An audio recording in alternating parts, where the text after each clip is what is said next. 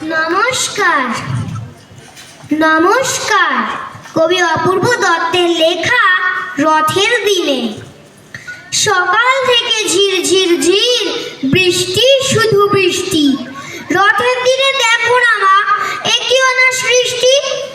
ভগবানটা এতই দুষ্টু, হিংসুটে আর পাজি, বেছে বেছে আকাশটাকে রাঙিয়ে দিল আজি। বছরেতে একবারই তো বসে রথের মেলা, তাকে নিয়ে হায় ভগবান এতই ছেলে খেলা। ইচ্ছে ছিল এবার রথে কিনবো একটা ময়না, কপাল দোষে যা ভাবি তা ছিটে ফোটা হয় না।